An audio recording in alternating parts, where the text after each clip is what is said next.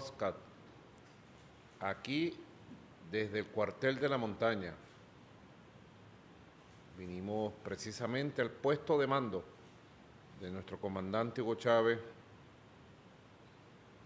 desde aquel 4 de febrero, día que cambió la historia de nuestra patria e inició el proceso de construcción del más ferviente, poderoso y grandioso movimiento popular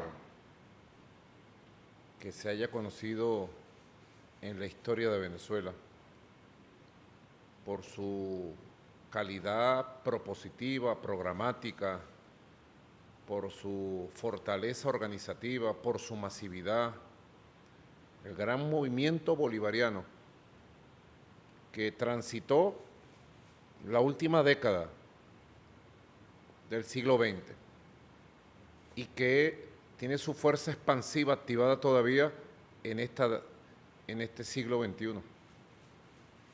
Es el más poderoso movimiento revolucionario de la historia de Venezuela y uno de los más poderosos movimientos revolucionarios de la historia ya de por sí grandiosa, de rebeldía y lucha de América Latina y el Caribe. Fundado, pensado, proyectado, alimentado de la sabiduría, de la inteligencia, del sentimiento profundo de Hugo Chávez, comandante infinito de la Revolución Bolivariana y yo hasta podría decir de la Revolución Mundial. Nosotros hemos estado en estos días en un proceso de encuentro y reencuentro con varias generaciones que hemos conformado este poderoso movimiento popular, digno como es de estudio por historiadores, sociólogos, comunicadores, pueblos enteros que estudian este proceso tan hermoso, precisamente que se ha dado en un país lleno de historias de rebeldías, desde la del gran cacique Guaycaipuro y la resistencia indígena, desde el gran José Leonardo Chirinos, que se trajo las ideas libertarias de la Revolución de Haití, desde la Revolución de 1797 en La Guaira, de José María España, Manuel Gual, Simón Rodríguez, Josefa Joaquina Sánchez, como sus emblemas más destacados, desde la Revolución de Independencia y las ideas de Miranda, Francisco de Miranda, la fuerza de Bolívar, de Sucre, de Urdaneta, de Antonio José de Sucre, la fuerza de Ezequiel Zamora, luego reivindicando las banderas traicionadas de Bolívar. Bueno, es un país lleno de historias, es un continente lleno de historias, pero entre las historias que hemos vivido está en pleno desarrollo y estamos viviendo la historia de este poderoso movimiento popular. Y aquí estamos todas las generaciones. Hoy, Silita, tenemos dos invitados especiales. Sí, bueno, primero que emocionado de estar aquí en este podcast, en este sitio tan emblemático, tan importante, tan lleno de fuerza, la fuerza que nos da a nosotros este sitio, el cuartel de la montaña, donde está nuestro comandante. Aquí estamos con él y aquí él está con nosotros. Y estamos con Adán y con Rosiné. ¿Qué más? ¿Para qué más?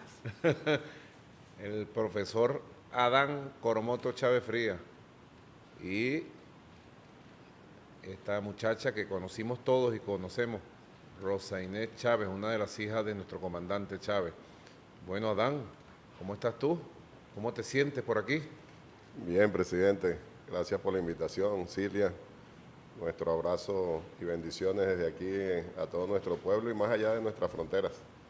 Y verdaderamente estar en este sitio es reconfortante, pero también es inevitable sentir algunas nostalgias, ¿no? Claro. Los recuerdos y el compromiso. Siempre estamos con Ali Primera también, tristeza a veces, alegría a veces, equilibrio, hermanos, dijo el padre cantor Ali Primera. Así estamos nosotros. ¿Y Rosiné? ¿Cómo estás, Rosiné? Muy bien, contento de estar acá. Muchas gracias, presidente. Muchas gracias a los dos por la invitación. Me uno a las palabras de mi tío, me uno a las palabras de ambos. Es muy bonito tener la oportunidad de estar en este espacio para hablar de algo que nos une a todos, que nos ha unido desde el comienzo y bueno, para mí no puedo negarlo, no es fácil, pero nos llena de fuerza y no solo estar acá, nos llena de fuerza siempre, porque Él no solo está acá, está siempre con nosotros y muchas gracias. Yo sí creo eso, déjame decirte, de verdad. Y yo siento la presencia de Chávez siempre, sobre todo en los momentos de peligro, en los momentos más difíciles, yo lo siento, ¿verdad, Silvia? Así mismo.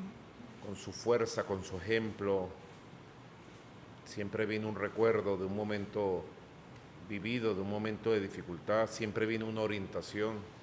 Es como que uno escuchara su voz, es como que uno escuchara la voz de la historia. Y por eso es que es tan bonito este podcast, que lo estemos haciendo aquí, precisamente en este espacio. Adán, Silvia, Rosiné, donde él tuvo la conducción de ese gran movimiento histórico del 4 de febrero de 1992, que despertó la fuerza y el espíritu bolivariano en todo un pueblo y que tuvo un inmenso impacto, como lo tiene todavía, en América Latina, el Caribe, en el mundo. Pero siempre uno se pregunta, ¿de dónde salió Chávez, vale? ¿Verdad? Porque tenemos la oportunidad, ¿ves? Con Bolívar se hizo siempre estudios, biografía, libros. Zamora también fue muy estudiado por algunos importantes científicos de la historia, pero estamos vivos, los que lo vimos, los que los conocimos, y el testimonio debe quedar presente. ¿De dónde salió Chávez, Adán? ¿Cómo fue esto, chicos? ¿Dónde estaban ustedes en ese año 54? Cuéntanos algo de eso, Adán. ¿Qué recuerdas tú? Bueno, imagínense, en el 54 yo tenía un añito. Un añito. ¿Tú naces qué año? En el 53. El 11 de abril. Así es. Una guará fecha, pues. Tremenda fecha. Nuestra diferencia de edad es de 1 año y 3 meses, ¿verdad? Por supuesto que el momento del nacimiento, pues, no lo recuerdo, el de Hugo, porque estaba muy pequeño yo. Pero, ¿de dónde salió Chávez, como tú dices? Hay bastante por investigar todavía, es cierto, y dejar los testimonios, ¿no? Una tarea que nos corresponde en buena medida también. Pero Chávez, desde niño, nuestro querido Hugo Rafael, fue siempre un muchacho muy inquieto. ¿Qué primeros recuerdos tienes tú ahora de Chávez? ¿De qué edad de Chávez? De los 3, 4 años. Cuando yo me iba a la escuela, por ejemplo, porque comencé, lógicamente, 1 año mayor que él, comencé la escuela primaria, y entonces cuando yo me iba a la escuela, él se quedaba llorando. Eso lo recuerdo. Por su hermanito. Sí, exacto. Claro, Porque sí, a su hermano mayor, chico. Porque no se podía ir conmigo a la escuela, ¿no? Y nosotros desde esa época, desde esos primeros recuerdos, pues son muy gratos y me permiten decir en este momento que fuimos muy unidos siempre porque estábamos él y yo con la abuela, con mamá Rosa. Aunque papá, mamá y los otros muchachos siempre en una casa muy cercana, pero nosotros estábamos los 3 allí, la abuela, Hugo y yo. Entonces, desde esos primeros años fue una unión, y es una unión permanente, ¿no? Y de allí viene eso, que él quería irse conmigo a la escuela. Como no podía en ese momento, pues se quedaba llorando, ¿no? ¿Qué pasó cuando entré a la escuela? Al llegar a la escuela, pues mucha alegría porque nos íbamos juntos, ¿verdad? Al año siguiente, yo en segundo grado y él en ¿Qué tenías primero. tú? 7 años. 7 años Él y él tenía 6, seis. exacto. Y se iban caminando. Y sí, porque la escuela nos quedaba a media cuadra de la casa, era ahí mismo, ¿A qué hora entraban en la escuela? a las 7 de la mañana, ¿Y tenían clase hasta qué hora? hasta el mediodía. Y después volvían a la casa. Bueno, a la casa y luego en la tarde también teníamos... Tenían doble turno. Era Sí, la sí. época del doble turno. Así es, así es. Y bueno, de esos primeros recuerdos y que creo que permite ir enfilándonos por allí, por lo que tú decías, Nicolás, de dónde nació, que entiendo, es como preguntarse de dónde viene el liderazgo de Chávez, ¿no? Claro, ¿de dónde viene esa fuerza? De dónde viene esa fuerza. Desde pequeño él demostró que era algo, podemos decir, como diferente a los demás niños, pues se destacaba en todo. Y pienso que ahora podemos decir que efectivamente nació para ser ese líder que conoce ahora el mundo, ¿no? Porque realmente Hugo Rafael tenía una mentalidad superior, una inteligencia por encima de la línea promedio, como Desde se dice, chiquito, ¿no? pues. Desde pequeño. Como sí. ese cuento del arañero que él decía que salía a vender araña. Sí, pues precisamente parte de esa inquietud permanente en él, muy creativo, siempre quería estar haciendo algo, participando en las diferentes actividades, tanto de la escuela como de la casa, ¿no? Y yo era un poco más retraído, es cierto. Más ¿no? tranquilo. Como más tranquilo. Claro.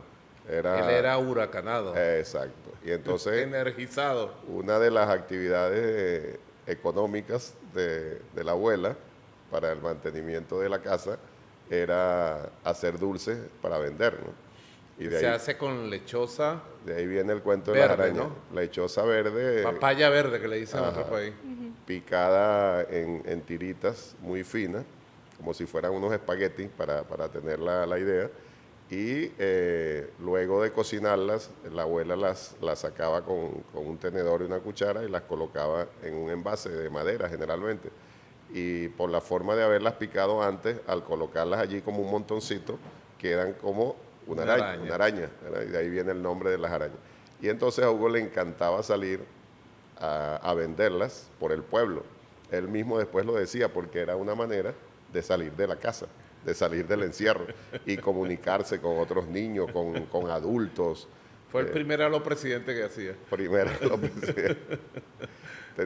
él siempre recordaba a uno de sus padrinos, que era como un historiador autodidacta.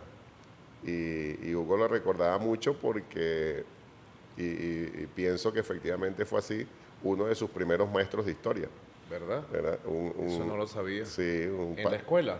un padrino, un padrino. A un padrino de él. Un padrino de él y que tenía una librería.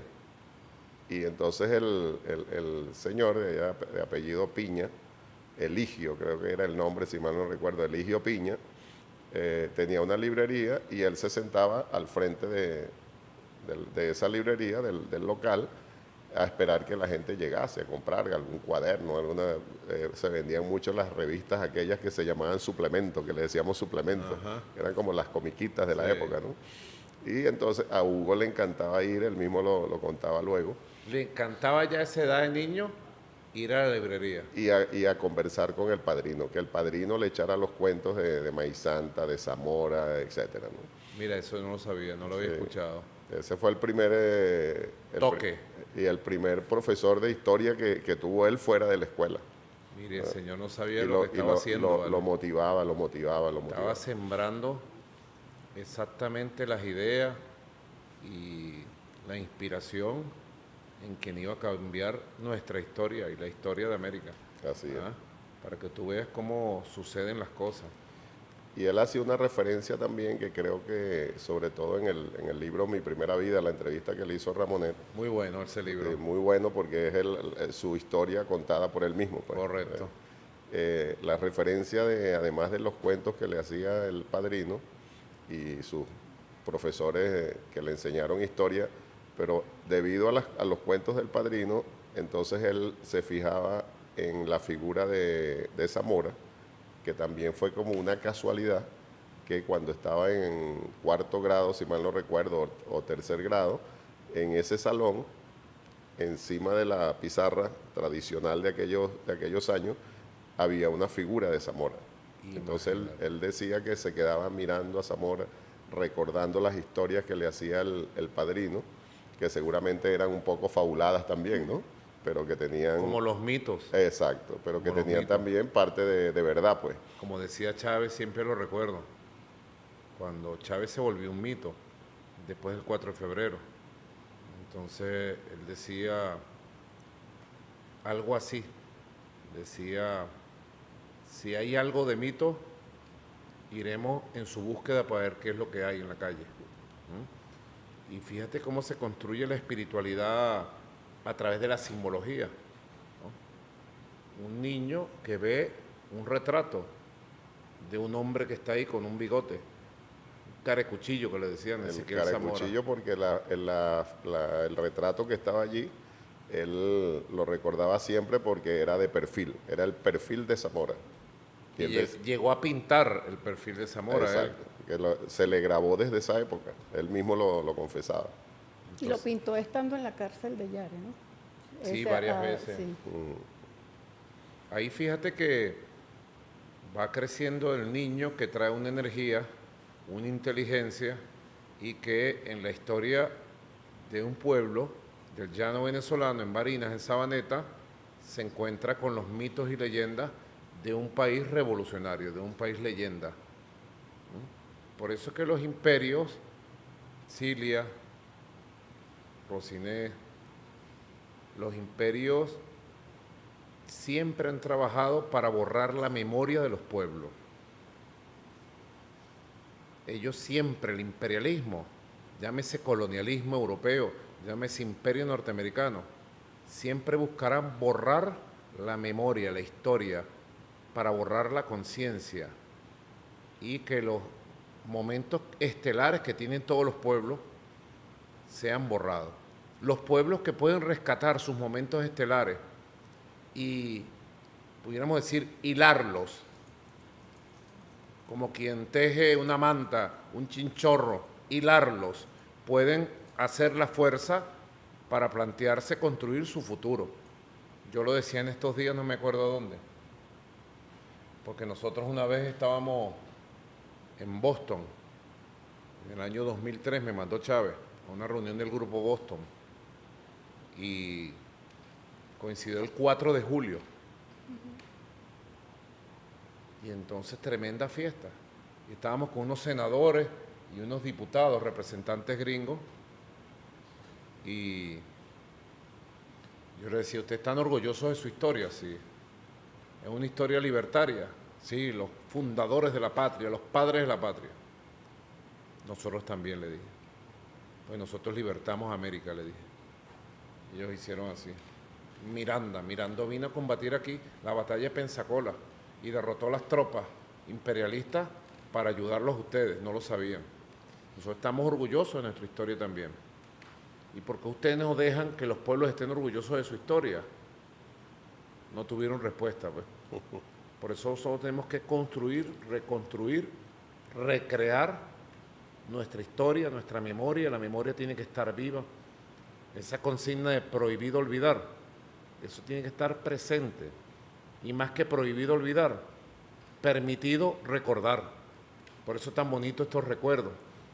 El niño Chávez, el niño Hugo, que iba a la librería del señor Piña, y la actividad deportiva también de él.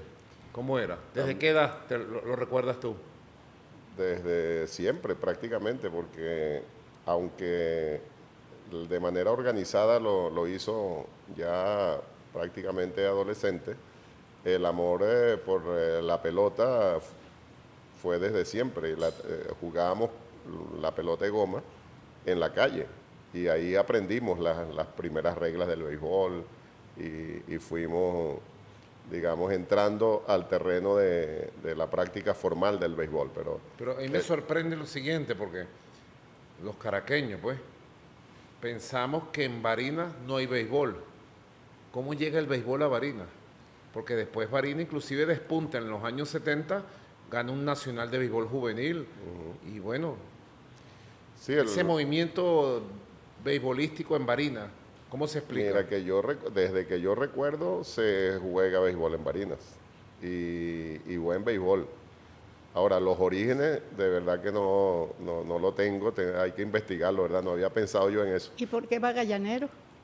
De verdad, porque eso es una incógnita, o sea, porque ustedes son magallaneros, Bueno, expliquen eso. En esa época yo era de La Guaira. Ah, igual que Cilia. Ajá.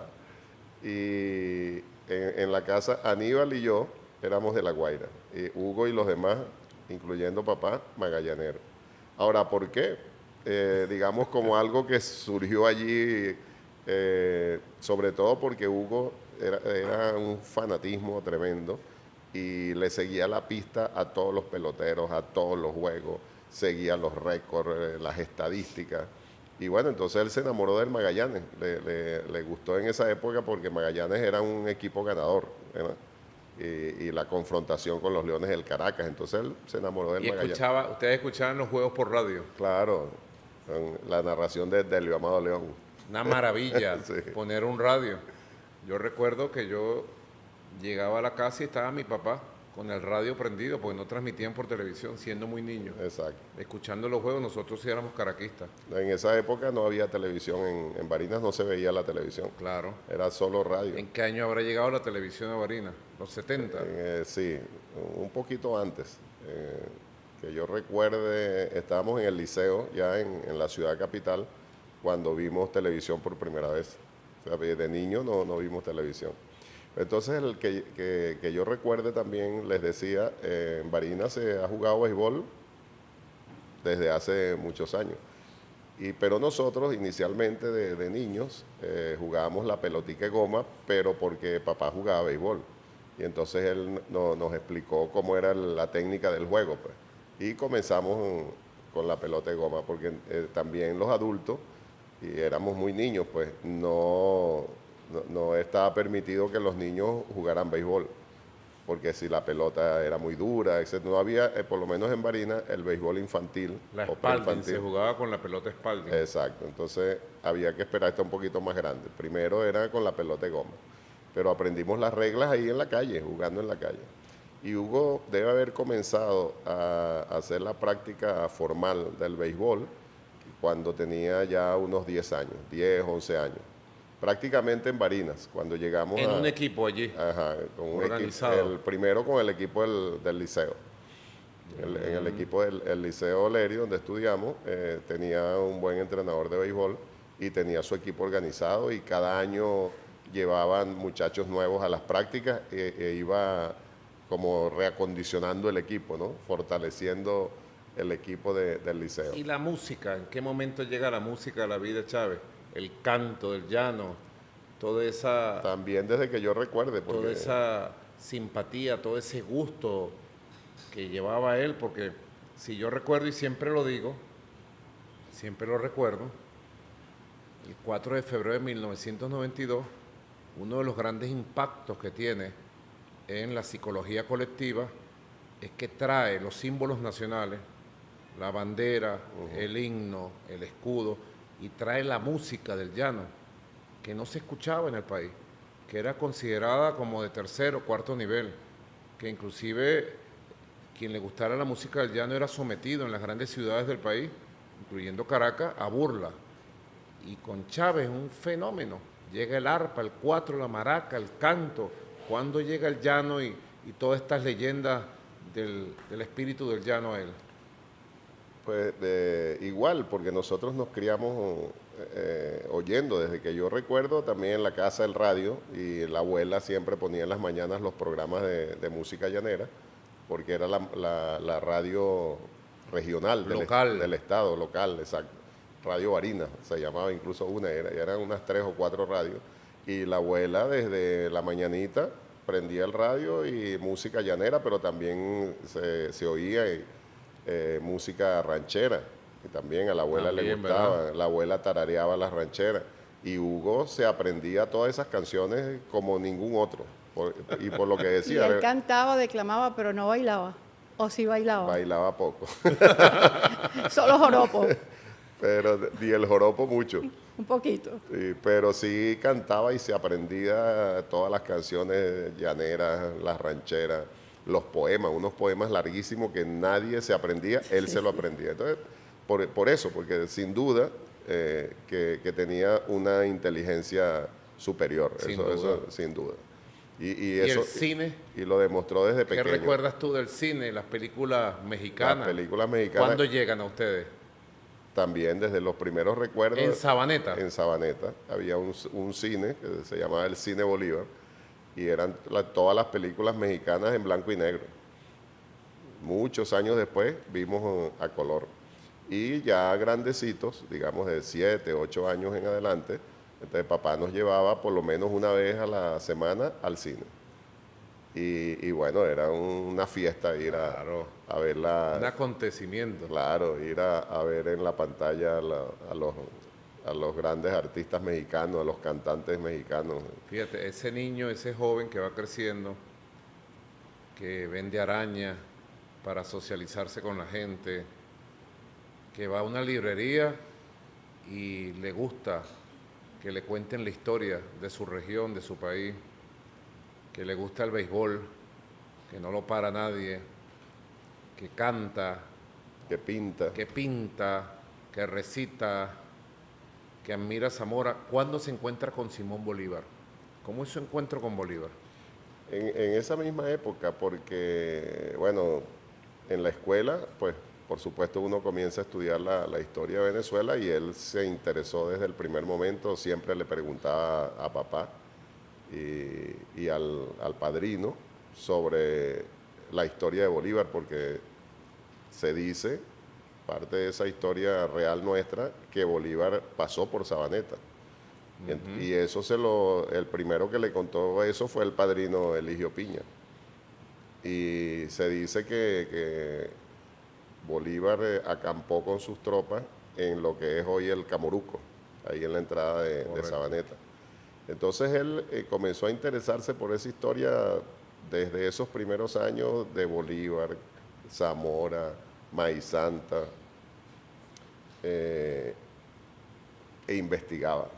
Entonces papá tenía una biblioteca en la casa como maestro, no muy grande, no una gran cantidad de libros, pero sí habían unos textos allí. Papá llevó en algún momento una enciclopedia que el único que la revisaba era él. y tomaba nota y subrayaba. Él lo contó también, ¿no? En varias oportunidades, cómo él estudiaba, sobre todo ya en bachillerato, esa enciclopedia, y él decía que ahí aprendió mucho. Una enciclopedia. Él era aficionado a las enciclopedias. Sí. Cuando hacíamos esos largos viajes, que íbamos para China, Irán, Rusia, siempre llevaba 2, 3 enciclopedias y nos iba enseñando el mundo en la enciclopedia, subrayando. Ya tenía todas las enciclopedias página por página, subrayada, resaltada. O sea, que eso le viene de la primera edad. Y tenía esa costumbre, menos mal que lo recuerdas, Nicolás. Él desde siempre tenía como la tendencia a compartir o a estimular el estudio, pero también así como para no hacerlo solo. Con esa enciclopedia famosa que creo que es francesa y traducida al español, esa que llevó papá a la casa en esos primeros años nuestros.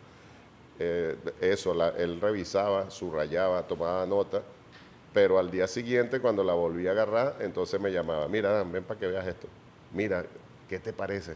Oye, mira que lo que me encontré aquí, cosas así, para compartir el conocimiento y para sentirse acompañado, creo yo también, ¿no? Y tiene que ver con lo que tú recordabas. Todo lo que uno descubre, Silvia. Sí, bueno, y después él transmitió todo eso al pueblo, al país, a todos. Nos transmitió y nos trajo a Bolívar nuevamente, nos trajo a Zamora, nos trajo el interés por el aprendizaje, por la lectura. Y a uno se medio asustaba con él un poquito, ¿viste? Porque él llegaba con un libro y explicaba y después hacía como un examen, y andaba como que ya no van a examinar. Hasta nosotros también. Sí, entonces uno se asustaba un poquito y ya, ay Dios mío, ojalá no me raspe aquí en este examen. Eso lo traía pues desde siempre. ¿Qué recuerda Rosinés de esa faceta de Chávez papá? Bueno, recuerdo muchas cosas, muchas. Tomando un poco los temas que se han conversado, que para mí también estoy escuchando historia, estoy conociendo cosas que antes no conocía o no recordaba. Pero es cómo a través del amor él transmitió tantas cosas a nosotros como hijos. En mi caso, desde chiquita, el amor por la lectura, el amor por comprender al otro, por compartir, claro, y yo de pequeña hay cosas que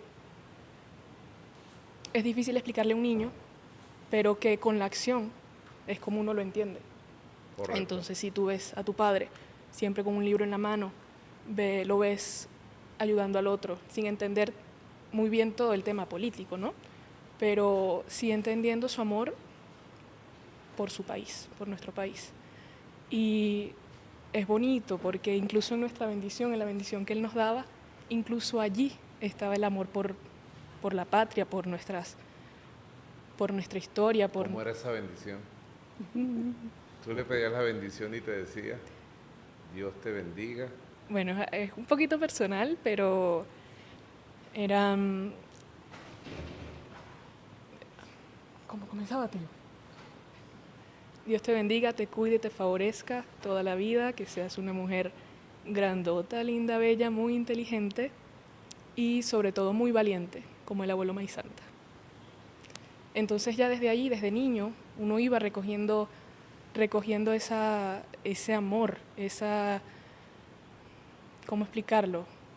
Es una cosa que uno nace con eso. Una cosa muy especial. Sí. Que le dice a uno que hay que sembrar valores. Son en los los valores. niños, en las niñas, en todo, porque hasta en los adultos mayores, ¿sí? Hay que sembrar valores. Yo una vez le decía a él, por allá en el año 2007, 2008, le decía, comandante, porque usted tiene que salir todos los días y hasta 2 veces por día. Recuerdo, en el despacho 1 de Miraflores, veníamos a una actividad porque era fuerte el trabajo, cansaba, o sea, uno quedaba knockout y uno lo veía enérgico. Entonces él me decía, mira, Nicolás, al pueblo hay que hablarle, hay que sembrarle valores. Si tú le hablas al pueblo siempre, las ideas llegan, las mentes despiertan. Quizás no despierten ahora, pero quizás mañana, quizás después, porque la guerra que tienen contra nosotros es brutal. Entonces no se puede dejar de orientar al pueblo, de sembrar valores. Él tenía ese empeño y esa conciencia, esa claridad, pues. A partir de ahí yo entendí todos sus movimientos, porque él hacía cada cosa. Una escuela, la escuela de niño, la escuela de joven, la escuela de papá, la escuela de líder, lo que hablaba Diosdado en el acto del poliedro, el acto de las 5 generaciones, la escuela del liderazgo. Es una de las cosas que más me impresionó a mí descubrir en él, porque siempre, desde el 4 de febrero del 92, siempre hasta el día de hoy, 32 años después, siempre tuve la curiosidad de saber de dónde salió este hombre, cómo se formó, cuáles fueron sus métodos. Porque entendiendo su proceso, nosotros podemos formarnos nosotros mismos y podemos ayudar a formar en esa idea de 5 generaciones a las generaciones que vienen atrás, como él nos formó a nosotros. Porque él nos formó a nosotros conscientemente, a todos nosotros. Yo lo dije ahí, esto no es un problema de un hombre, Nicolás, no, eso no es verdad. Yo hago un papel, juego un papel, pero esto es un tema de un equipo. Él sí formó a un pueblo en primer lugar y formó hombres y mujeres capaces para que resistieran y lucharan por un proyecto que él sabía que a su partida iba a enfrentar las más grandes dificultades que jamás se iban a enfrentar. Por eso siempre tengo esa cosa, y lo hablo mucho con Silvia, porque yo descubro todos los días en Chávez algo. Esto que ustedes me cuentan y estos libros, estamos aquí en la sede de la Fundación Comandante Hugo Chávez.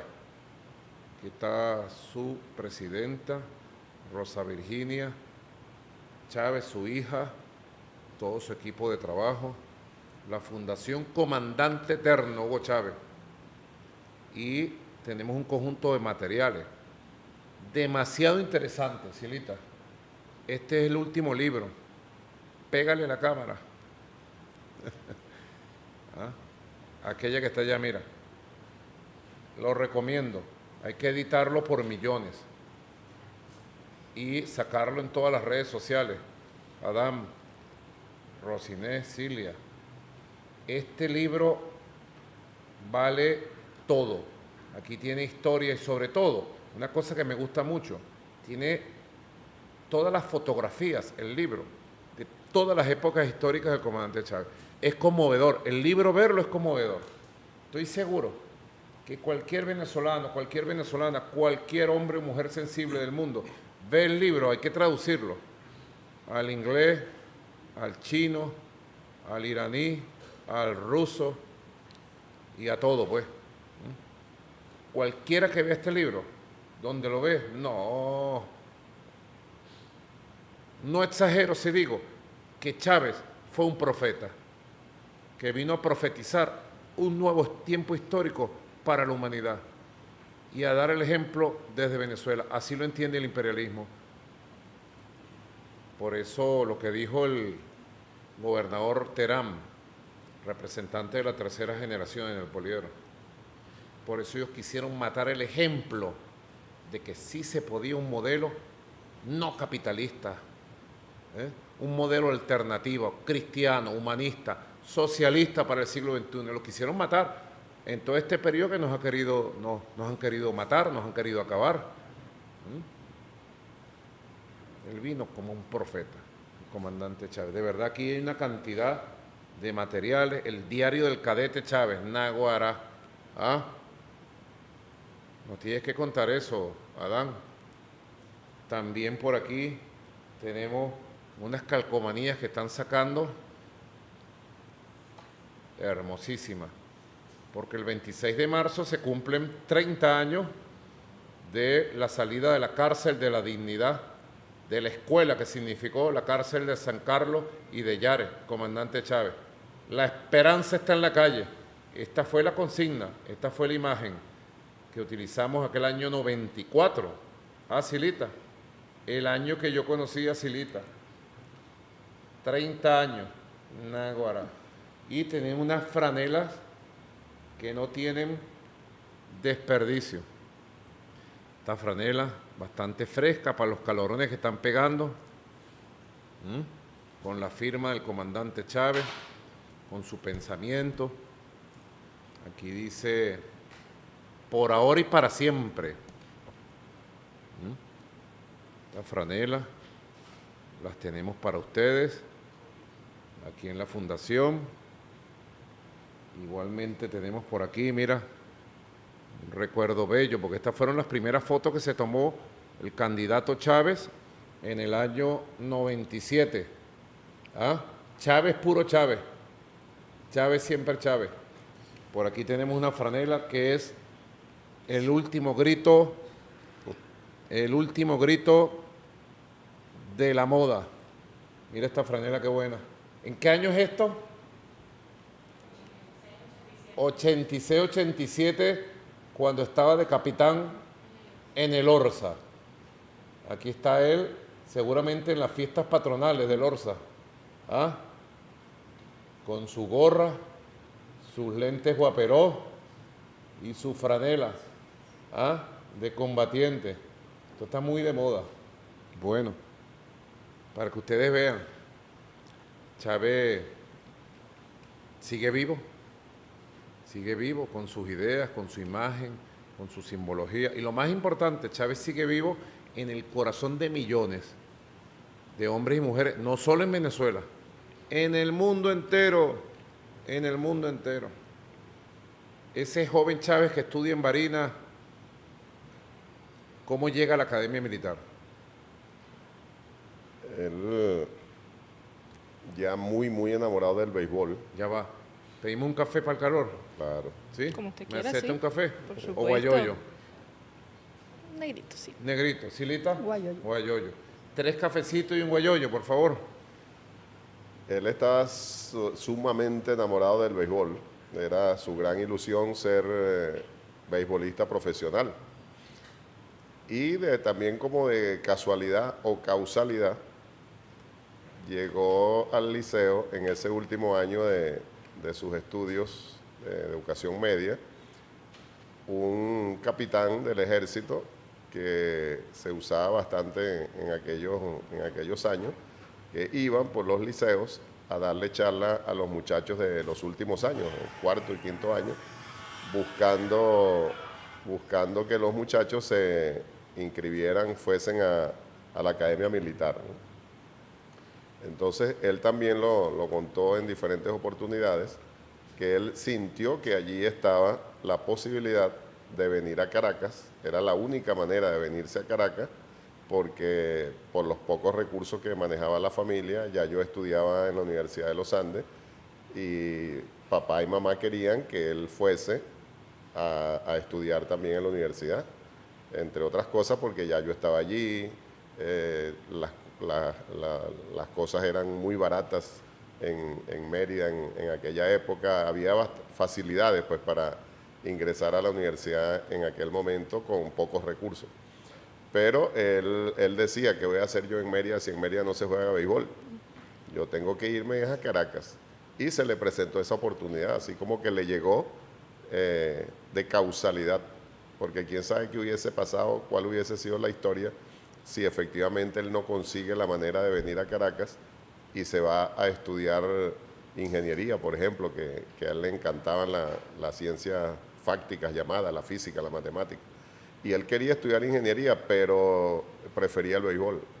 Entonces, por eso, quién sabe qué hubiese sido de la historia si se va conmigo a la ULA, ¿no? Fidel decía que la historia está llena de casualidades, Ajá. O causalidades. todas combinaditas. Ajá. Entonces él se le presenta esa oportunidad, llega el capitán a dar la charla captando muchachos para la Academia Militar. Y entonces él dice, esta es mi oportunidad de llegar a Caracas, la Academia Militar va a ser un trampolín pues para estar en Caracas y de ahí saltar Al Magallanes. al béisbol, ¿sí? A jugar béisbol profesional. Él también, como todo muchacho, pensaba que seguramente que la cosa era muy fácil. Y claro, él era un jugador destacado también, él se dedicó y jugaba Buen pitcher, ¿verdad? buen pitcher y buen bateador, bateaba bien.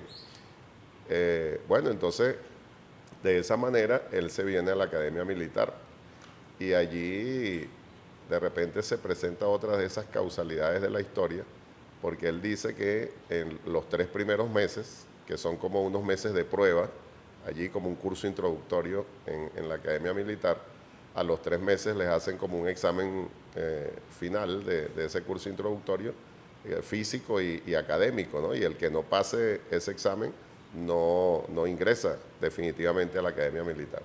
Él dice que en esos 3 meses de ese, digamos, curso introductorio, él se dio cuenta que había nacido realmente para ser soldado de la patria y no beisbolista.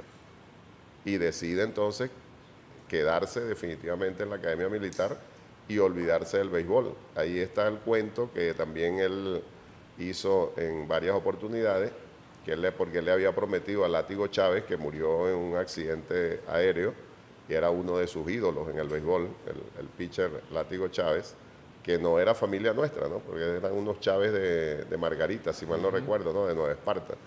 Pero bueno, era su ídolo, pues, porque además era zurdo también, ¿no? Pitcher zurdo. Y él le había prometido digamos, como al espíritu de Látigo Chávez. Llegó el café, Adam. Llegó el café, bienvenido. Al espíritu de Látigo Chávez, él le había prometido ser un beisbolista profesional como lo fue el Látigo, ¿no?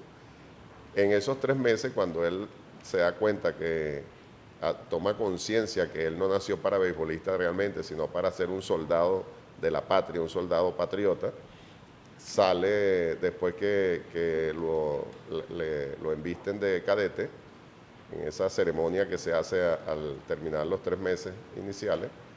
La primera salida de la Academia Militar se va al Cementerio General del Sur, donde están los restos de Látigo Chávez, a pedirle perdón ante la tumba por no cumplir con su juramento, pero que él se va a dedicar a ser soldado de la patria, ¿no? Tremendo soldado. Sí. Mira, prueben este café y me dicen qué opinan.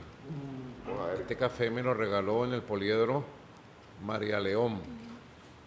Es un café que ella está produciendo en Trujillo, porque María León se metió emprendedora, a productora agrícola. Está buenísimo. Sí está. Sí. Yo lo probé ayer. Bueno, Mira, exquisito, de verdad. tengo que hacerle los pedidos a María la Leona. Está muy La bueno. Leona de Chávez. Pero qué alegría, mira, qué vitalidad de María León. No solo todo lo que hace como diputada, defensora de las mujeres, está en las marchas, en los actos, nos da ánimo, como una madre, ella es una madre. Ella dijo que yo era su hijo. Bueno, creo que todos nosotros somos sus hijos, porque ella nos protege. Una mujer auténticamente chavista, pero auténtica desde el primer día. La Leona de Chávez. La Leona de Chávez. Y me regaló, cuando la fui a saludar, después de su palabra, me regaló 2 kilitos de café producidas por ella. Yo estaba ahí cerquita, vi cuando te los entregó. Yo quedé sorprendido. En la imagen sale la imagen cuando ella me dice, y este café no lo produzco yo. Yo me sorprendo. ¿Ves? Ahora, Chávez militar, Chávez cadete, ejemplar, disciplinado, doctrinario. El Chávez primer teniente, teniente, capitán, cuando se va al encuentro del país. Y el Adán, universitario, revolucionario, militante del otrora glorioso Movimiento de Izquierda Revolucionario MIR. ¿Qué se hablaban? ¿Qué se carteaban? ¿Cómo se comunicaban ustedes, Adán, en esos años? Cuéntame, dime la verdad. Cartas, esa era la manera. Nos escribíamos bastante, ¿no? Algunas de ellas están por allí guardadas y dentro de los proyectos editoriales estamos pensando editarlas también, ¿no? Seguramente no todas, ¿no? Pero lo publicable. Nos preguntábamos por las novias, etcétera, ¿no? Pero siempre estaba el elemento allí político, ¿no? Ya en esa época de los 18, 17, 18, 19 años, porque Hugo, pues, sin duda que había recibido la influencia no solo mía, sino de los muchachos de esa época que militábamos primero en el MIR, después en el PRD, Ruptura. ¿Tú en el liceo ya te conectas con la izquierda? Sí. ¿En qué año? A los 16 años era... ¿Cuarto año? Cuarto año de bachillerato. ¿Con quién? Con el MIR. Con el MIR, la juventud del MIR. Exacto, sí. ¿Qué año era? Eso era 68, 69. El MIR era fuerte en la juventud. Sí, sí, mucho. Estaba en el proceso de legalización para ir a la lucha electoral, porque venía la lucha armada. Sí, y en Barinas, entonces, el MIR era fuerte porque venía de la lucha guerrillera. Barinas tuvo una buena participación, digamos, en esa lucha de los 60, de los 70, en la guerrilla venezolana. Incluso ahí en Barinas existía un TO, si mal no recuerdo, era el TO 3. Teatro de operaciones, que eran centros de tortura. Montado por la misión militar estadounidense que adoctrinaba y sometía a los ejércitos de América Latina a su doctrina represiva, colonialista, llamada Doctrina de Seguridad Nacional. Sí, porque entonces ahí en Barinas, en los llanos de Barinas y encadenado con los de Apure, había un movimiento guerrillero fuerte, ¿no? Y digamos que esa influencia también la recibió Hugo. Él en la entrevista que le hace Ramonet lo cuenta, cómo oíamos nosotros a los amigos de nuestros padres, los cuentos de la guerrilla, veíamos en un caserío donde vivía una abuela nuestra, por parte de nuestra madre, abuela materna, caserío cerca de Sabaneta, había una familia donde casi todos participaban en la guerrilla, los adultos de esa familia, que es de apellido Horta, y a veces nosotros íbamos de visita, nos llevaban nuestros padres, y porque esa casa era un sitio de reunión de todo tipo, y nos llevaban y nosotros veíamos cuando llegaban personas que parecían campesinos, decía Hugo, o dice allí en la entrevista, pero que traían unas escopetas. Y no, entonces uno preguntaba y decía, no, que vienen de cazar. Son cazadores. Andan cazándose. Y resulta que eran miembros de... Andaban cazando el capitalismo. Así es, exactamente. Para acabarlo. Chávez dejó en la escuela militar una historia. Marcó a la Academia Militar del Ejército. Allá está musealizado la oficina de él, su despacho, todo. Una cosa verdaderamente hermosa. Y los cadetes hoy de la Universidad Militar Bolivariana, fundada por el comandante, se forman bajo el espíritu del liderazgo militar del cadete Chávez, del subteniente Chávez, del teniente y del capitán Chávez. Luego él lo castigan, lo mandan al interior del país y él se hace fuerte desde el interior del país y se vincula al pueblo de Apure, de Lorza. Luego desarrolla toda su carrera como un gran líder militar, un gran líder que marcó otra historia. De hecho, él representa una generación militar de gran impacto doctrinario para el continente entero, porque la doctrina bolivariana, nuestra nacionalista venezolana, que hoy tenemos, el concepto estratégico operacional que hoy tenemos, el modelo de fuerza armada que hoy tenemos, nacional bolivariana, el concepto, todo, lo gestó el Chávez cadete, el Chávez capitán, el Chávez mayor, el Chávez teniente coronel y el Chávez comandante en jefe. Realmente es la historia de Venezuela, de grandes líderes que han marcado nuestra historia. Y Chávez, con la doctrina que creó, es para este tiempo y para los tiempos futuros. Yo le he visto los ojos cuando era canciller, lo recuerdo, y siempre se lo decía. Cuando venían militares de otras fuerzas militares de América Latina, cómo le brillaban los ojos. Cuando iban a un cuartel, a una academia nuestra, y sentían la fuerza, la energía, el palpitar de la historia allí, como se siente en las academias militares, gloriosas academias militares, gloriosos cadetes de Venezuela. Y nuestra gloriosa Fuerza Armada, porque antes era las Fuerzas Armadas, cada quien por su lado, pues. Así es. Era el concepto. Divide y vencerás, dicen los imperios, manténganlos a todos separados. Ahora somos una sola fuerza, con un nuevo concepto, una nueva doctrina. ¿De dónde sale la doctrina? De los manuales gringos, del Comando Sur. Eso se acabó en Venezuela. Y se va a acabar en toda América Latina, es cuestión de tiempo. Que los militares en América Latina se pongan su uniforme, se pongan en sintonía con sus propias raíces. Esto tiene un impacto para las generaciones futuras. Ahora, se construye el movimiento, se crea el Plan Nacional Simón Bolívar, el Proyecto Nacional Simón Bolívar, y un 4 de febrero de 1992 se desarrolla la Operación Ezequiel Zamora. ¿Dónde estaba Adán un 4 de febrero del 92? En Barinas. En Barinas. Pero esperando los acontecimientos, porque en diciembre del 91, Hugo estuvo allá recibiendo el año nuevo con nosotros.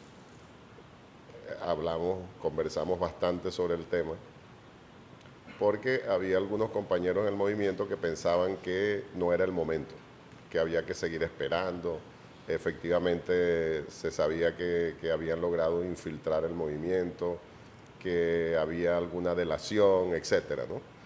Pero entonces, en resumen, en ese diciembre, él me dice, Adán, esto tiene que ser ahora, o quién sabe cuántos años pasarán para tener posibilidad real de un movimiento militar, cívico-militar, para tener opción de poder.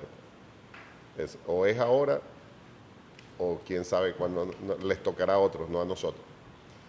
Entonces, bueno, quedamos que efectivamente él iba a terminar de organizar y de convencer a los que no estaban convencidos ahí en la dirección del MBR 200, de la parte militar sobre todo, porque había conexiones con algunos partidos de izquierda que se habían comprometido que si realmente los militares salían, ellos sacaban al pueblo a la calle.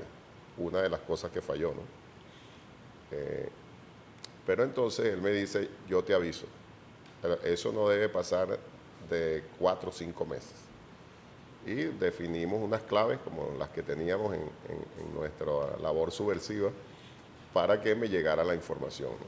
Pero yo te aviso con tiempo, ¿no? Unos días o unas horas antes, pero yo te aviso. Y en Barinas nosotros teníamos lo que se llamaba una pequeña célula, ¿no? Porque no éramos muchos. Y nuestro papel era de retaguardia, ¿no? Y teníamos un plan ahí pues para apoyar en lo que pudiésemos desde Barinas, ¿no? Bueno, entonces él se viene a Caracas, a Maracay, perdón, en el 2 o 3 de enero de ese año 92, y me quedé yo con la incertidumbre, pues, ¿cuándo será? ¿Cuándo será?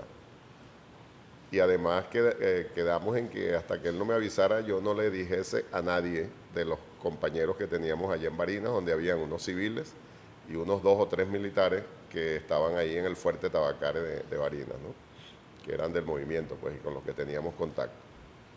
Y bueno, a la persona que él le encargó que me avisara no cumplió.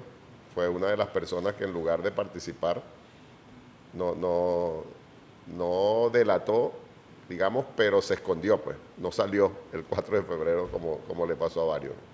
De tal manera que yo me enteré igual que todos los demás. Se suponía que yo iba a enterarme antes, pero no, me enteré. Bueno, me llamó Argenis, mi hermano Argenis, que trabajaba aquí en el Teresa Carreño, en la parte del mantenimiento, porque él es ingeniero electricista. Cuando ya la cosa estaba en pleno desarrollo, Argenis me llama, serían como las 3 de la madrugada. Argenis sospechaba algunas cosas, pero no sabía, ¿no? Él no estaba en ese momento involucrado directamente en el movimiento. De la familia éramos Hugo y yo, o yo con él, pues, porque él era el líder, y será siempre. Entonces, bueno, me enteré con la llamada de Argenis, prendí la radio, la televisión, y ya estaban dando las noticias, ¿no? Y entonces Argenis me dice, ¿será que Hugo está ahí? Yo le dije, no, yo no creo.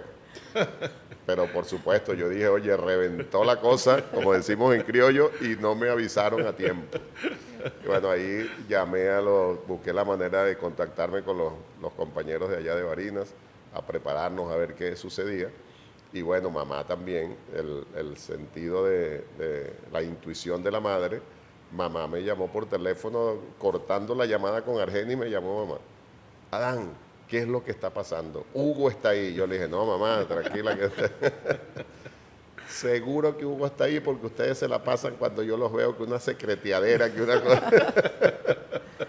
No, mamá, no, eso no, Hugo no tiene que ver con eso. Vamos a esperar tranquila. ¿No?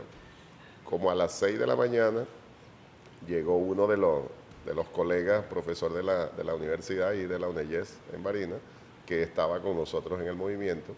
Y pues estábamos todos alertas, ¿no? Pero cada quien en su casa, esperando a ver qué sucedía. Y claro, ya a las 6 de la mañana la perspectiva que había era de fracaso, pues, y mucha incertidumbre. Pero entonces llega este compañero que vivía cerca de nuestra casa a decirme que estaba oyendo Radio Caracol de Colombia. Y que ahí habían dicho que el comandante Chávez estaba dirigiendo la operación. No puede ser Radio Caracol. Ahí, sí. Eso no lo habías oído tú. Nunca, no. Bueno, esa fue la primera noticia, por lo menos que yo tuve, porque vino el profesor el amigo, el camarada, y me dijo, están diciendo en Radio Caracol que el comandante Chávez, claro, nosotros sospechábamos, pero no habíamos tenido ningún contacto con nadie, pues, ni con él ni con ninguno del movimiento, pero teníamos la sospecha que efectivamente había salido lo que se había estado planificando. Entonces ahí se confirma, pues él me dice, acaban de decir en Radio Caracol, sí es el movimiento nuestro. Y bueno, preparémonos para lo demás, lo que nosotros teníamos planificado allá, todo el mundo alerta y tal. Pero entonces fue en Radio Caracol, como a las 6 de la mañana del 4 de febrero, que el comandante, el que dirige las operaciones en Caracas es el comandante Chávez Frías, dijo Radio Caracol. Y bueno, de ahí en adelante, pues ya, digamos, como historia más conocida, ¿no? Confirmado. Sí. ¿Ah? Bueno, luego me llama mamá, porque después... Confirmado. Palabra cierta. Me agarró desprevenido. Palabra cierta, mira. ¿Viste? Estamos grabando precisamente aquí en la tarde, 4:25 de la tarde, del día que estamos haciendo el podcast. Mira, palabra cierta. Palabra cierta. El espíritu de Chávez. Cañonazo de Chávez. Despertando conciencia. Entonces al ratico me llama mamá, porque empezaron a decirlo por otros medios de comunicación. Corrió como la pólvora. Claro, y entonces me dice mamá llorando, maluco, ¿por qué no me dijiste la verdad? Y le digo, no mamá, yo no sabía. Mentiroso, tú sabías. Y bueno, después Y lo empezó una historia heroica, Silita. Sí, bueno, yo creo que Chávez siempre tuvo la razón y fue el momento oportuno. Como dicen que el tiempo de Dios es perfecto.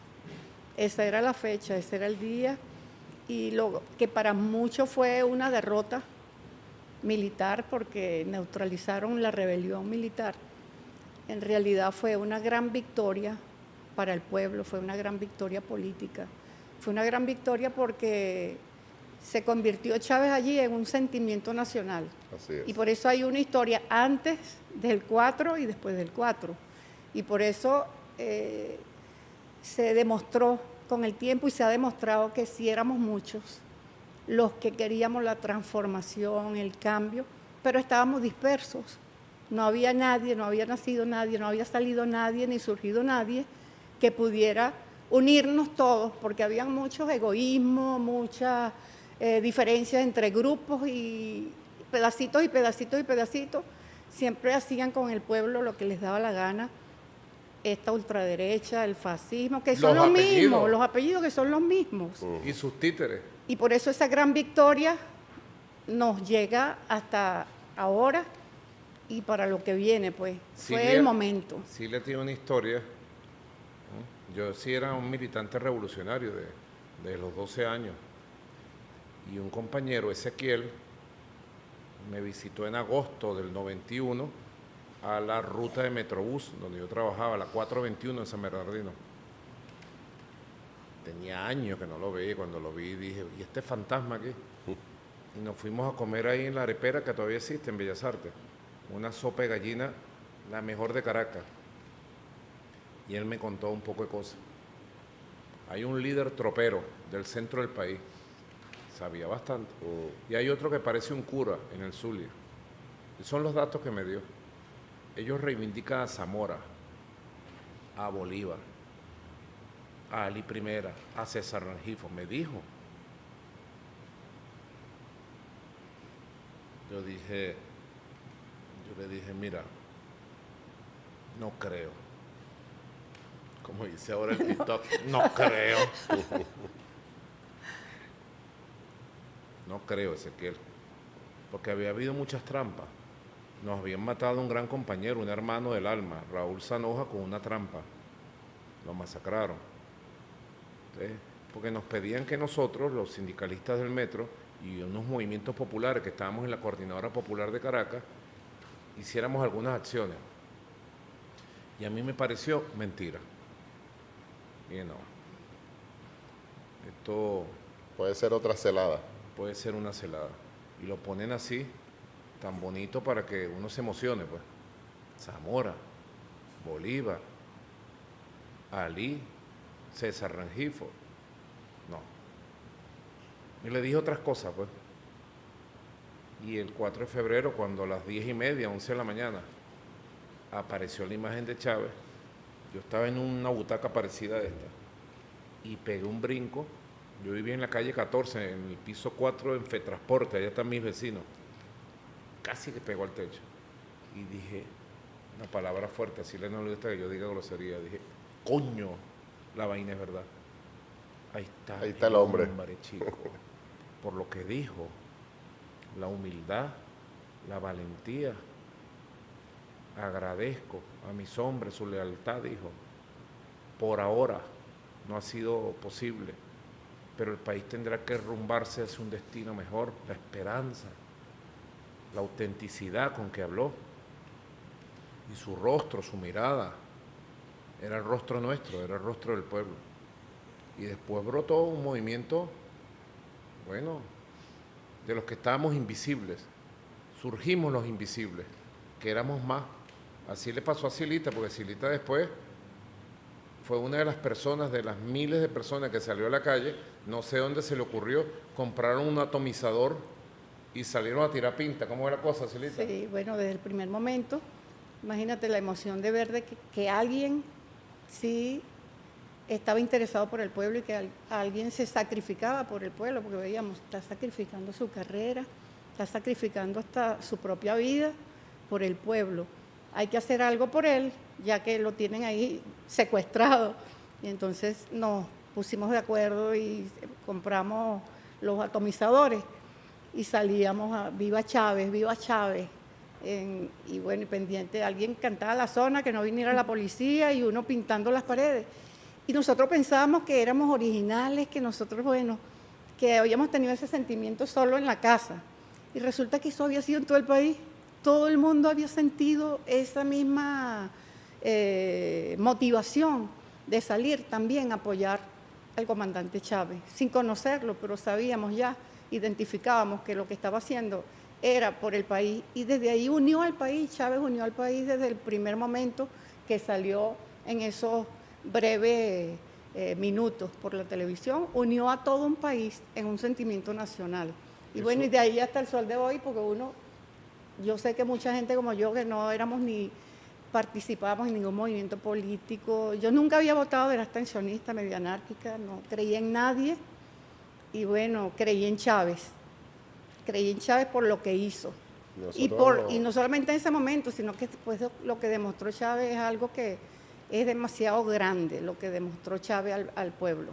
Nosotros nos conocimos en Yare, ¿no? En Yare, fuiste a una visita, claro, como abogada. Sí. Bueno, después haciendo de 1000 formas para ver cómo apoyaba, porque ya yo me había graduado de abogada y yo decía, bueno, algo que pueda hacer. Y a través de la tía del capitán Ronald Blanco Lacruz. Entonces ella, yo la conocía y entonces dijo, no, mi sobrino está allá en Yare. Yo le mandé una carta a Chávez y una carta a Ronald. Entonces ellos me anotaron en la visita. Yo los visité y me puse la orden como abogada, bueno, y entonces empecé a atender como abogada cualquier necesidad que tuvieran cualquiera de ellos. Y bueno, eso fue verdad que algo que se hacía de corazón. Ahí iba la gente, iba gente humilde, iba gente a pie, iba gente y le llevaban comida, la gente querían demostrarle el apoyo a Chávez y a todos los que participaron en esa rebelión militar. Eso fue algo increíble, Rosiné, porque fue un despertar tan hermoso. Y eso que hizo Cilia, por su cuenta, lo hicieron miles de personas en todas las calles, de todos los pueblos, de todas las ciudades, de todos los barrios. Viva Chávez. Esa fue la síntesis de lo que fue la respuesta del pueblo de un movimiento histórico único, que han tratado de imitar el imperialismo, ha tratado de montar imitaciones burdas de un chavito aquí, un chavito allá. No han podido, ni podrán. Eso fue un sentimiento único de una generación que se levantó sobre la base de la esperanza. De la esperanza. La esperanza recrecida, pues. Todos esos años son años que están vivos en el recuerdo. que marcan lo que hemos dicho en varias oportunidades, el ciclo histórico revolucionario más largo de toda la historia de Venezuela. Los ciclos de resistencia fueron extensos, pero no fueron ciclos revolucionarios, fueron de resistencia revolucionaria. Luego los ciclos de Gual y España fueron 2 años, año 1797-99. El ciclo de la independencia de Bolívar fue, pudiéramos decir, del año 10 al 30, pero efectivamente fue del año 1817 al 26 quizás, Congreso de Panamá. 17 Angostura, 26, ¿cuánto? 9 años. ¿Sí? Después vino la traición. El ciclo de Zamora fue corto. De la gran victoria del 10 de diciembre del 59 en Santinés a su asesinato, un mes después. Un mes. Y después vino la traición. Apuñalearon a Zamora por todos lados. Lo apuñalearon por todos lados. Y al proyecto. Después, la traición del 23 de enero del año 1958. Hasta terminaron matando a su gran líder, Fabricio Ojeda. O sea que este ciclo, que pudiéramos decir, se inicia entre 1989 y 1992 y que va cabalgando 2024 hacia adelante, es el ciclo revolucionario más extenso, más profundo, de mayor calidad, de mayores transformaciones que jamás se hayan vivido en Venezuela. Y de aprendizaje. Hay que reconstruir permanentemente la historia. Por eso yo hablaba de 5 generaciones. Chávez nos dijo una vez, porque nosotros éramos como loquitos, locos de esperanza. Y Chávez nos dijo, como recoge este libro, no se pierde este libro. En el año 97, Chávez nos dijo, muchachos, no más las armas. Muchachos, vamos por el camino político, electoral. Y muchos de nosotros le dijimos, pero ¿será posible? Y él dijo, si hay una ventana de oportunidad, nos metemos por ahí. Y así fue.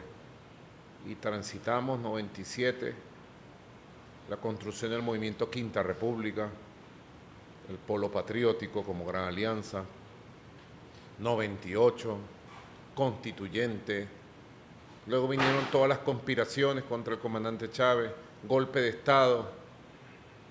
Ni un segundo, los apellidos, la oligarquía y sus títeres han cesado de conspirar. Y nosotros nos hemos hecho fuertes.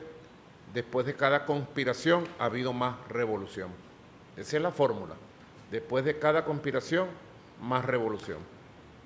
Ni digamos nosotros, después que el comandante se enfermó, él nos fue alertando, preparando. Esos días fueron muy, muy duros, ¿no? Que traen recuerdos para nosotros muy vivos, muy dolorosos. Su enfermedad y luego su partida física y luego todos los retos que nos ha tocado y ahora ver el futuro. Yo siempre planteo que hemos vivido el ciclo del bicentenario bolivariano, que es el ciclo de Chávez, marcado por qué bicentenario, Rosiné, y ustedes, muchachos y muchachas, porque precisamente fue pensado así por el profeta, nuestro líder, Hugo Chávez. Cuando el Libertador cumplió el 24 de julio de 1983, 200 años de su nacimiento, allí, el comandante Chávez levantó la bandera de Bolívar y dijo: ha iniciado el ciclo bolivariano, el ciclo de las grandes transformaciones, de recuperar la patria, la independencia, la soberanía, de construir el sueño del libertador. Mira, parecía un Quijote en su momento, pero era más bien un profeta. Y el ciclo bicentenario de Bolívar termina el 17 de diciembre, Silita, del año 2030, que es lo que yo he dicho, Rosiné, Adán. Nosotros tenemos que llegar ese día bendito del 17 de diciembre del 2030 y decirle a Bolívar, al padre, y decirle a nuestro comandante: misión cumplida, patria libre, en paz, soberana, patria potencia, próspera con esfuerzo propio, patria de igualdad. Es un sueño que nos mueve y que él nos dejó. Después vendrán las generaciones tricentenarias, como decía Grecia en el poliedro, como decía Michel. La generación de ustedes, Rosiné, ¿qué me dice? Bueno, presidente, es cierto que todos, no solo esta nueva generación, todos como país seguimos teniendo una gran responsabilidad, ¿no? En seguir recuperando esta memoria, en seguir forjando esta memoria colectiva, en seguir fortaleciéndonos como país, fortaleciendo esa unión que tanto nos ha caracterizado, ¿no? Y nuestros valores, como usted decía al principio, nuestros valores como venezolanos, de nuestros orígenes, de nuestra historia, porque al final todo se remonta a la historia, de donde nace todo. Y es un orgullo, ¿no?, para esta nueva generación tener la responsabilidad de seguir forjando ese camino ese camino tan no difícil, pero tampoco será fácil, porque no ha sido fácil. Pero es posible, y ha sido posible, y sé que todos juntos, unidos, pues lo vamos a lograr, y estoy segura que en 2030 esa será otra victoria, otra de las muchas que ya hemos tenido. Y empezará el camino de la generación tricentenaria. ¿Cómo te lo imaginas, Adán? Ese camino de esa generación bella que tiene que quedar al frente de la patria, de los muchachos que hoy tienen 12, 14, 20, 25, 30 años, la generación tricentenaria que le tocará recibir la bandera 2050, cuando se cumplen los 300 años del nacimiento de Francisco de Miranda. Será una fiesta de América, pero no nos olvidemos que en el 2054 se cumple el centenario de nuestro comandante Hugo Chávez. Entonces será la generación tricentenaria, centenaria. ¿Qué dice Adán? Mira, bueno, primero me permito decir que depende del trabajo que nosotros sigamos haciendo, ¿verdad? Lo que le vamos a dejar a esa generación tricentenaria, centenaria, como tú dices, Nicolás. Yo estoy seguro que no vamos a fallar, porque hasta ahora no han podido con nosotros y no van a poder. Y ese nosotros es nuestro pueblo, es la gran mayoría de este pueblo que sigue defendiendo el legado de Chávez. Ese pueblo que despertó el 4 de febrero del 92 del siglo pasado, y que sin duda fue una derrota militar, pero un enorme triunfo político. ¿Quién puede dudarlo? La historia lo ha demostrado así. Y entonces ese empeño nuestro, siguiendo esas enseñanzas del comandante eterno, los valores, la constancia, la honestidad, el trabajo diario y permanente, seguir fortaleciendo nuestras conciencias, y allí también entramos todos, las 5 generaciones, y las que vengan como 6ª generación, ¿no? Seguir fortaleciendo conciencia patria revolucionaria para asegurar entonces el punto de no retorno de la revolución. Yo, que tú me lo preguntas, Nicolás, me lo imagino así. una generación con una enorme conciencia patria, revolucionaria, que no va a permitir que estos empeños nuestros con Chávez a la cabeza se pierdan, sino que vamos a asegurar el camino para que esa generación logre llegar al punto de no retorno de la revolución. Seguramente algunos de nosotros no veamos esa llegada al punto de no retorno, que seguramente va a estar más allá del 2030, ¿no? Porque el 2030 lo tenemos encima. Pasado mañana. Ya lo tenemos encima, ¿no? Pero, repito, yo no tengo dudas. Esas generaciones que se están formando, esos muchachos, esas muchachas de hoy, como Rocinés, y los que están naciendo y los que van a seguir naciendo en los próximos años, tendrán la fortaleza de mantener y de lograr la revolución que Chávez soñó, por la que tanto trabajó, por la que se sacrificó, por la que entregó su vida incluso, ¿no? Mantener y fortalecer y llegar al punto de no retorno de la revolución bolivariana. Yo no tengo dudas, eso va a ser así. Sí, seguro que eso va a ser así, pero yo quería preguntarle a Rocinés, porque Chávez, como jefe, bien estricto, exigente, pero él con su ejemplo enseñaba, pues. Sí. Las exigencias de él tenían que ver con su ejemplo. Pero Chávez también tenía un buen sentido del humor, que él a veces en las reuniones que estaba formándole lío al que tuviera que formárselo. Y después él se molestó, después decía, cónchale, ¿por qué hacen eso así? ¿Por qué me ponen así? Yo no soy así, ¿vale? Yo soy chévere. ¿Por qué me ponen así? Yo tengo buen sentido del humor, pero es que me molestan.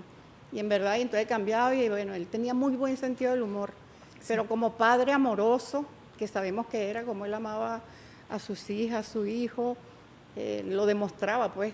Lo demostraba abiertamente cómo era ese padre amoroso que estaba lleno de buen humor y de amor. De buen humor y de amor, sí. Bueno, son, como dije al principio, son muchos los recuerdos, son muchas las anécdotas, pero yo creo que una bonita manera de resumir ese amor es el sacrificio, ¿no? El sacrificio que desde sus inicios, no solo obviamente conmigo, que fui, bueno, ya que nací en el proceso, sino con mis hermanos mayores, el sacrificio de entregarse a su lucha, de dejar de cierta manera de lado sus más profundos amores, la familia, por su amor a su pueblo y a querer un futuro mejor para Venezuela y construirlo. Entonces conmigo eso también ocurrió.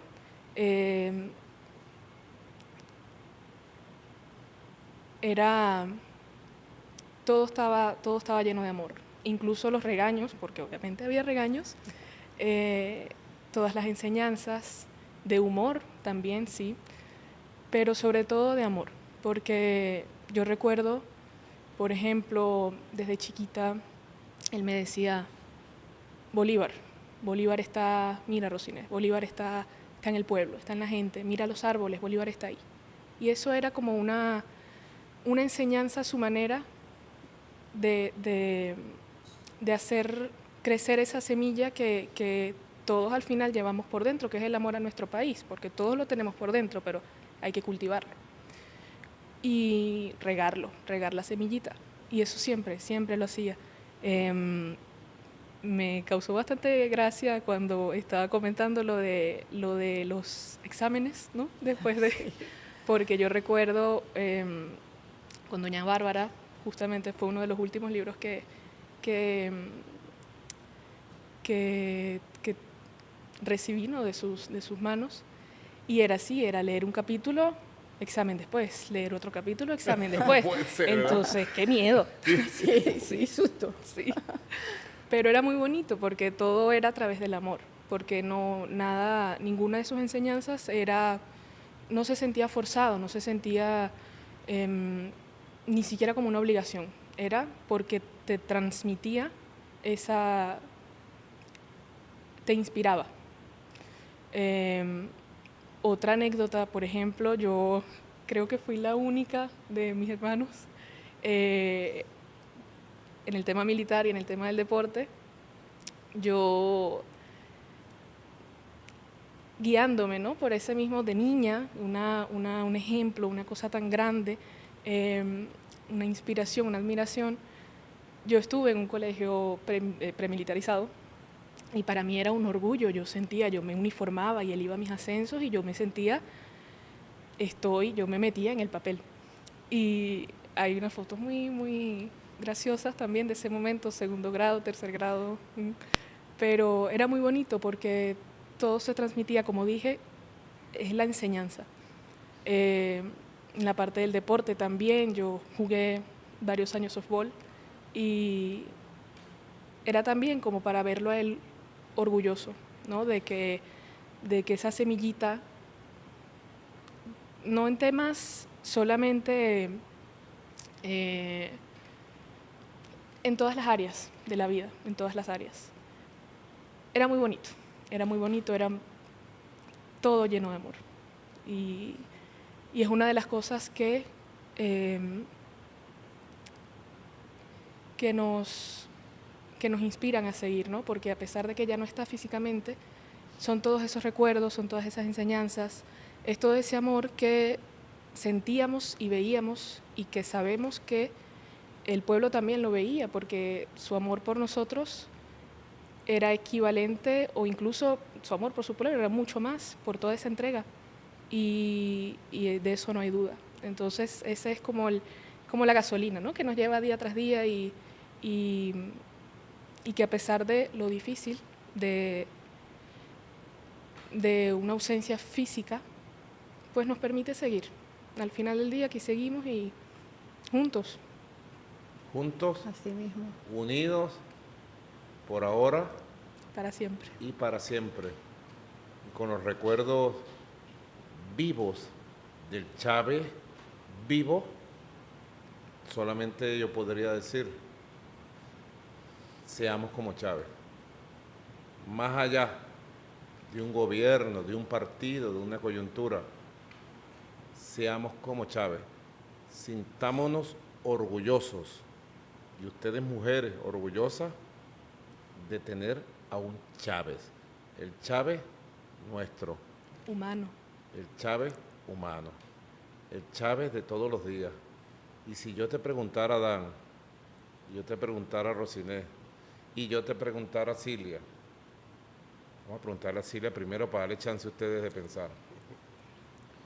Defíneme a Chávez en 3 palabras. Te puedo regalar una, pues. ¿Qué es Chávez? ¿Quién es Chávez? Silita, En una palabra. te di 3. En 3 palabras, bueno. Es patria, es amor, autenticidad. Adam, Hay que coincidir con amor, sin duda.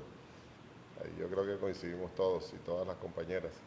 Amor, honestidad, coraje. doña Rosiné. Me están dejando sin opciones, a menos que pueda repetir. Repito, amor. Amor, amor, amor es el primero. Maestro, en todos los sentidos. Y liderazgo. Y humano, una cuarta. Está bien. Sí. Coincidimos completamente. Chávez es pasado vivo, presente de lucha y futuro por construir. Chávez somos todos. Bueno, gracias. Que Dios los bendiga. Gracias a Saludos a la ustedes. familia. Amén, amén. No se pierdan este podcast Chávez vive. No se lo pierdan.